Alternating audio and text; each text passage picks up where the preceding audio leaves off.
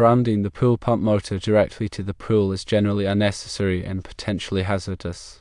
The primary reason is that the pool pump motor is already grounded through the ground fault circuit interrupter, commonly referred to as GFCI, outlet to which it's connected.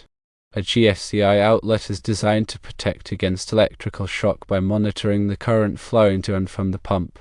If there's a ground fault, meaning electricity is taking an unintended path to ground, the GFCI will quickly trip, interrupting the circuit and preventing potential harm.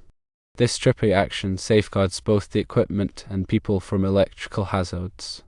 The pool itself isn't an effective electrical conductor. While water can conduct electricity under certain conditions, the water in a typical swimming pool isn't a reliable grounding point. Relying on the pool for grounding could create a false sense of security and might not provide adequate protection in the event of an electrical fault. Attempting to ground the pool pump motor directly to the pool could create a hazardous situation. If a fault occurs, electricity could potentially flow through the pool water, posing a significant risk of electric shock to anyone in or near the pool. This is precisely the scenario that proper grounding and GFCI protection are designed to prevent.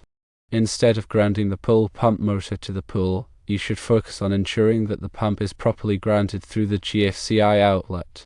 The GFCI outlet is the primary safety mechanism in this setup, providing essential protection against ground faults and electrical shocks. Here are some key points to consider regarding grounding and GFCI protection for pool pump motors. Firstly, verify that the GFCI outlet is functioning correctly. Regularly test the GFCI outlet by pressing the test button and confirming that it trips. If the GFCI doesn't trip when tested, it should be replaced immediately by a qualified electrician. Secondly, ensure that the pool pump motor is properly wired to the GFCI outlet. The grounding wire from the pump motor should be securely connected to the grounding terminal within the GFCI outlet box. Thirdly, inspect the wiring and connections regularly for any signs of damage or corrosion. Damaged wiring or corroded connections can compromise the effectiveness of the grounding system and increase the risk of electrical hazards. Fourthly, consider consulting with a qualified electrician to assess the overall electrical safety of your pool area. An electrician can inspect the wiring, grounding, and GFCI protection to ensure that everything is up to code and functioning properly. Fifthly, be aware of local electrical codes and regulations regarding pool electrical systems. These codes are designed to ensure the safety of pool users and should be strictly followed. Grounding is a critical safety measure in electrical systems, providing a path for fault current to flow back to the source, tripping a circuit breaker or GFCI and preventing electrical shock. In the context of pool pump motors, grounding serves to protect both the equipment and people from electrical hazards. By ensuring that the pool pump motor is properly grounded through the GFCI outlet, you can significantly reduce the risk of electrical shock and maintain a safe swimming environment. The National Electrical Code (NEC) provides comprehensive guidelines for electrical installations, including those related to swimming pools. Article 680 of the NEC covers the specific requirements for swimming pools, spas, and hot tubs, including grounding and bonding. It's essential to adhere to the NEC and local electrical codes when installing and maintaining pool electrical systems. Bonding is another important safety measure that is often used in conjunction with grounding. Bonding involves connecting all metallic parts of the pool structure and equipment together to create an electrically continuous system. This helps to equalize the electrical potential between different metal parts, reducing the risk of electrical shock. The NEC specifies the bonding requirements for swimming pools, including the size and type of bonding conductors that must be used. Improper grounding or bonding can create a hazardous situation, increasing the risk of electrical shock. It is essential to follow all applicable codes and regulations and to consult with a qualified electrician to ensure that your pool electrical system is safe and compliant. Some additional safety tips for pool electrical systems include: firstly, never use electrical appliances near the pool. Keep radios, stereos, and other electrical devices away from the water to prevent accidental electrocution. Secondly, do not allow anyone to swim during a thunderstorm. Lightning can strike the pool and electrocute swimmers. Thirdly, if you notice any signs of electrical problems such as flickering lights or shocks, immediately turn off the power to the pool and consult with a qualified electrician. Fourthly, regularly inspect the pool equipment and wiring for any signs of damage or wear. Replace damaged equipment or wiring immediately to prevent electrical hazards. Fifthly, consider installing a pool alarm to alert you if someone enters the pool unexpectedly. This can help to prevent drowning accidents, especially for young children. Swimming pools can be a source of great enjoyment, but it's important to remember that they can also be dangerous if proper safety precautions are not taken. By following these safety tips and ensuring that your pool electrical system is properly grounded and bonded, you can help to create a safe and enjoyable swimming environment for everyone. Furthermore, it is crucial to understand the concept of impedance in electrical circuits. Impedance is the total opposition that a circuit presents to alternating current, and it includes both resistance and reactance. A low impedance path to ground is essential for effective grounding because it allows fault current to flow quickly and easily back to the source, tripping a circuit breaker or GFCI. High impedance grounding systems, on the other hand, limit the amount of fault current that can flow, which can reduce the risk of electrical shock but may also delay the tripping of a circuit breaker or GFCI. The NEC specifies the requirements for grounding impedance in different types of electrical systems. In general, a low impedance path to ground is preferred for pool electrical systems to ensure that fault currents are quickly interrupted. It is also important to understand the difference between grounding and bonding. Grounding is the process of connecting an electrical circuit or equipment to the earth, while bonding is the process of connecting all metallic parts of a structure or equipment together to create an electrically continuous system. Grounding is primarily intended to protect against electrical shock, while bonding is primarily intended to prevent voltage differences between different metal parts, which can also create a shock hazard. Both grounding and bonding are essential safety measures for pool electrical systems.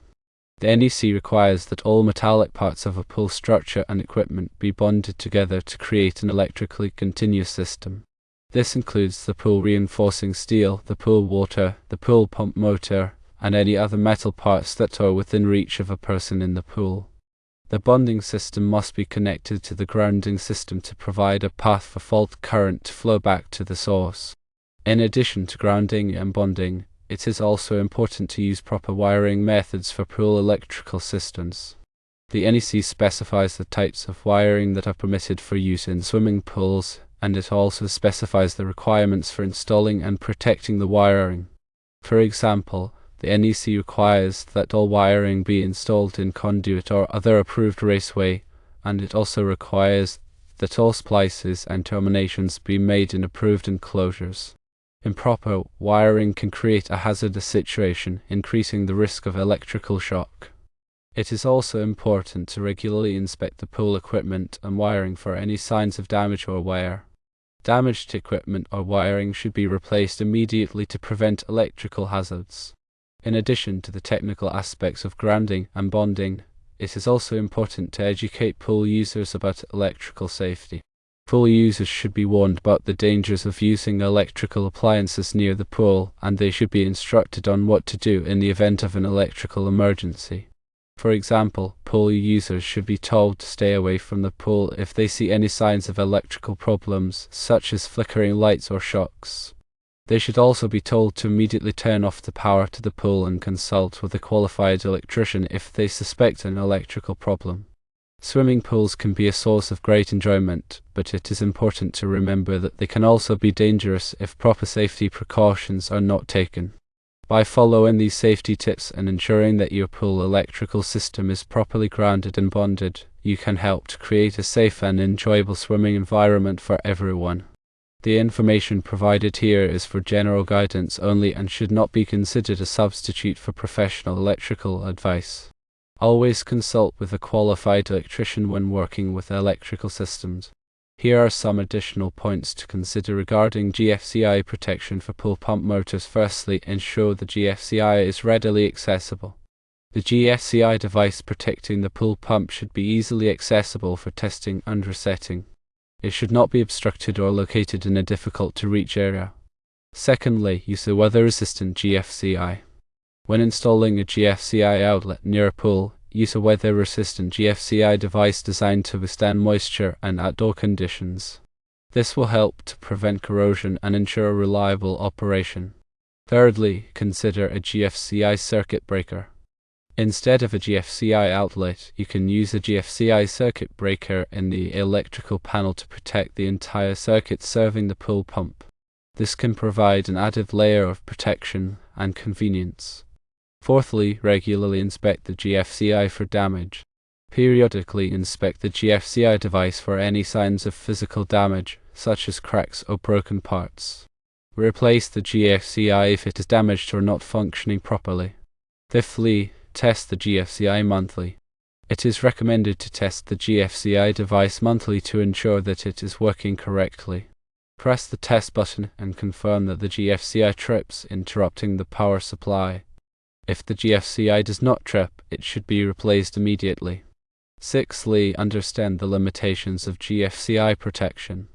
While GFCI protection is highly effective in preventing electrical shocks, it is not a substitute for proper grounding and bonding.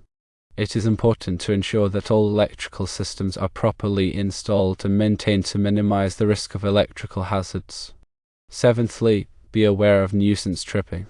GFCIs can sometimes trip due to transient voltage surges or other electrical disturbances.